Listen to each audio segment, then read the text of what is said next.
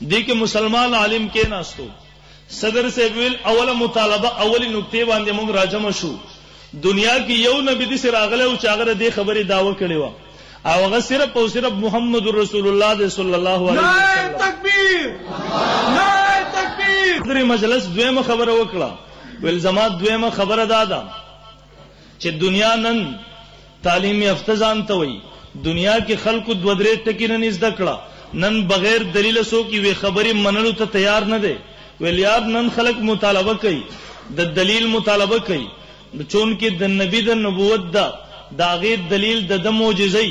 چې مخالف د دې د مقابله نه عاجز شي ویلکمون په دې انداز سره نن خبره شروع کو چې د هر نبی امتی د پاسيږي د خپل نبی معجزات بیانول دي شروع کی نو ول خبره به وګد شي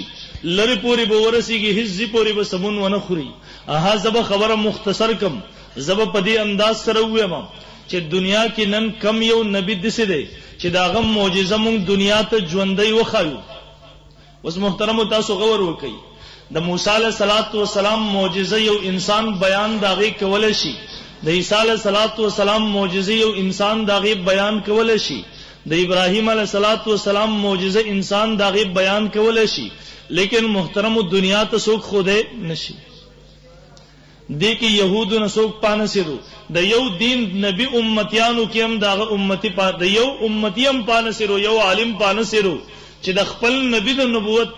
د یوې معجزې د خودو د پاره هغه دنیا ته ودرېږي او داغه معجزه وروخی اخره کې مسلمان عالم پاسه قرآن مجید لاس کې ورسره دی ورته وی د الله رب العزت کار هغه چې انسانان کله ټول راجم شي دا ټول د هغه کار نه عاجزي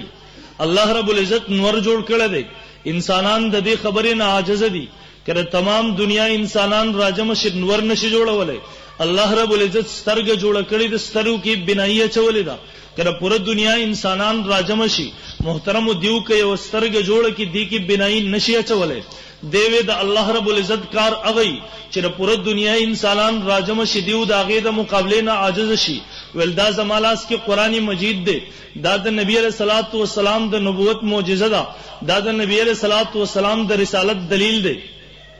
ول الله رب العزت دی کتاب کې دریزه چیلنج ور کړی دی اخیری چیلنج دا دی فقطو بصورت من مثله کتا سو شک کوي دا کتاب د الله رب العزت د طرف نه دی انسانانو جوړ کړی دی تاسو راشه یو وړو کې صورت جوړ کې پیش کړي ول حضرت ترنن پوری دنیا د دې مقابله نه عاجز ده او تر قیامت پوری به عاجزي دا کتاب د نبی علیہ الصلوۃ والسلام هغه معجزه ده چې مونږ ننم خایو تر قیامت پوری ان شاء الله العزیز د نبی علیہ الصلوۃ والسلام منون کې هغه دنیا ته خو دې شي د خاموش شو وای چلو دویمه خبره باندې اتفاق راغی زما درېمه خبره پاتې ده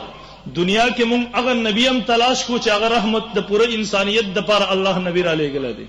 دنیا کې مونږ هغه نبی هم تلاش کو چې هغه د نبوت دلیل هغه مونږ دنیا ته ورخودل شو ول دریم زما مطالبه دادا چې د نبی تابعداري کیږي ردی لپاره د نبی اطاعت کیږي لپاره چې داغه پر راوړی شریعت باندې داغه پر راوړی احکام باندې انسان عمل وکي الله تزان ورسي ول دنیا کې کم یو نبی دسه دی چې داغه احکامات داغه راوړی دین هغه محفوظي نن موږ داغه نه رهنمایي حاصله کو عمل په وکو الله تزان ورسو پخپل صدر سے مطالبه کوي کہ یہود د دې خبره داوا کوي چې زمونږ دین هغه کامل مکمل طور باندې محفوظ دی ول دا خبره خو مدعی سوس گواچوس دا خبره غلط را زکه چې یهود دا خبره ام نشي خوره چې موسی علیہ الصلوۃ والسلام سجده کې کم تسبیحات ویلا عیسایان دا نشي خوده دا غوی نبی په سجده کې کم تسبیحات ویلا عیسایان د خپل نبی د مکمل منځ احکام او مسائل نشي خوده اخر کې یو مسلمان پاسرو ولها تاسو د عبادت خبره کوي تاسو د عبادت تر حد پورې سوال کړی دی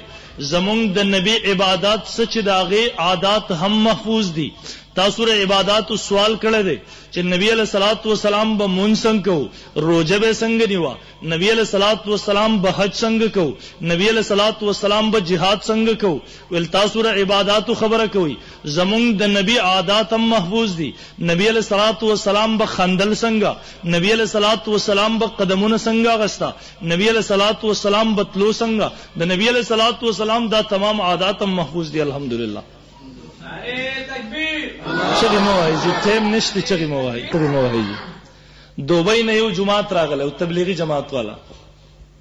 هغه ځکه یو نوجوان ولاړ دی یو نوجوان